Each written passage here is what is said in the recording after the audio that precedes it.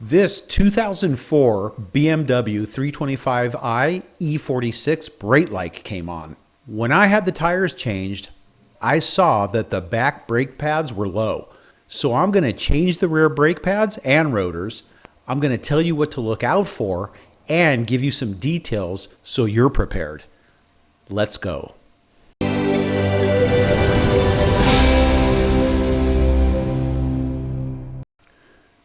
Car's jacked up.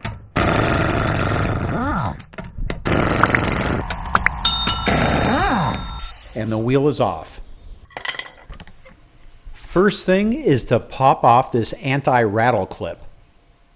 You can see the person before me installed this wrong, and the clip rubbed against the brake rotor and made a groove on it. We're going to make sure the new one is installed correctly. There are two plastic caps covering a caliper guide bolts. These snap right off. I found the easiest way to change the pads is to take the whole caliper off. These bolts take a 7mm hex bit socket.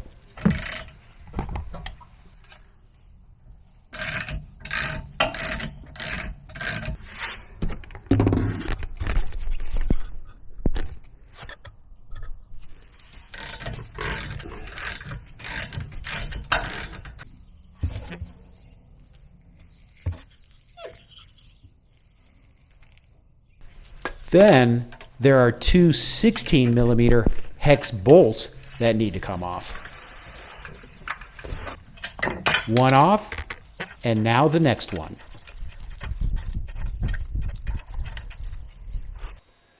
Before you spread the brake pads, take off the brake fluid cap. While you're spreading the brake pads, this will push fluid back into the system. Opening the cap will allow the fluids to rise safely. You'll need to spread the brake pad so it comes loose from the rotor.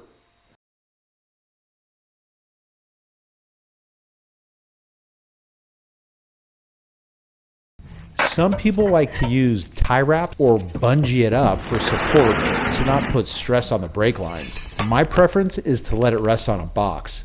This way I can move it around. Right here is the sensor wire. It's hard to pull off while the brake pads are on, so we're going to ignore it for now. You can follow the wire, and there are clips to undo.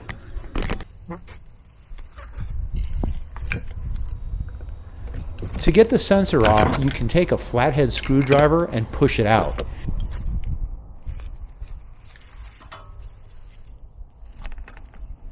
You can see this part right here is where it's wearing. The other side that doesn't wear is just flat. This wear made the light go off on the dash. And the pad comes right out. I'm going to depress the caliper as far down as it'll go. We'll need the room for the new brake pads. You can try this with a screwdriver, but a better way is to use a brake pad spreader tool. I'll leave a link in the description where to get this. As far as it will go.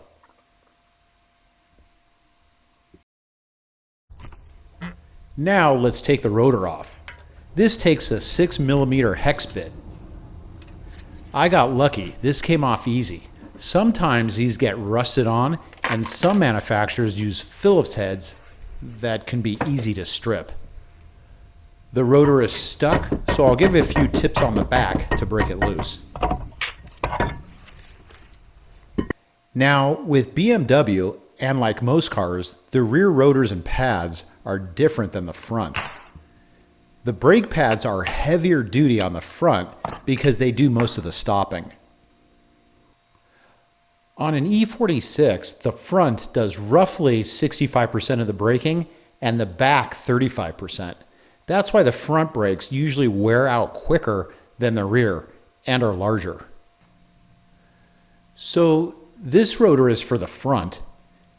This is for the back. You'll notice this has an inset ring. This one is what we're going to install in the back. You'll want to make sure all the debris is clean and the brake rotor can sit flat with nothing in the way. Also, for me, I use brake cleaner to get most of the grime off from the calipers. Easy to put it back on with a 6mm hex socket. And if you want to torque this rotor retaining screw, it's 6 Newton meters or 12 foot-pounds. For the brake pads, there's also a noticeable difference between the front and the back.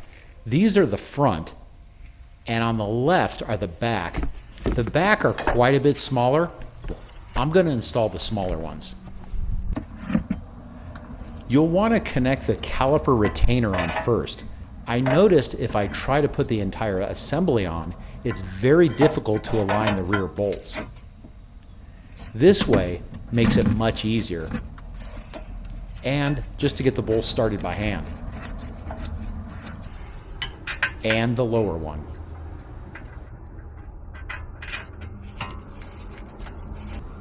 Tighten these up.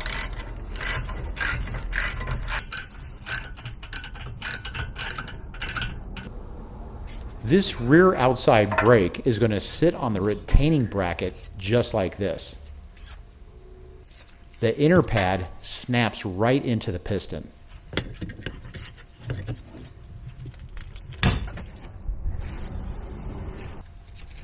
Now put the caliper on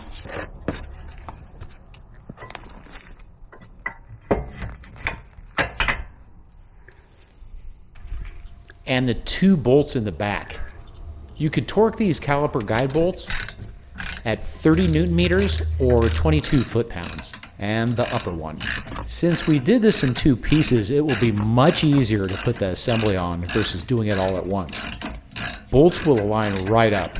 Now for the anti-rattle clip. No resting on the rotor, like the guy before me. Right here, snaps right on. Now the sensor wire goes on the inner rear brake. We're on the passenger side and the flat side away from the rotor.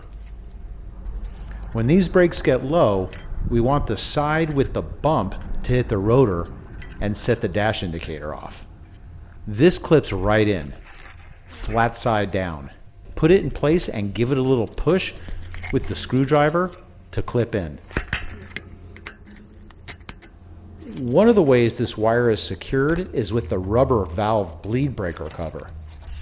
It then runs along the body where there are plastic clips. Leave the old wire on so you can follow. The wire then feeds through the body. Then there are more clips underneath.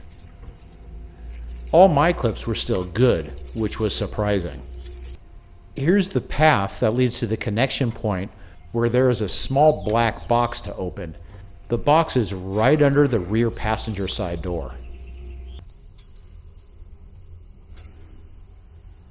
Don't forget to put the brake fluid cap back on and make sure the level is good.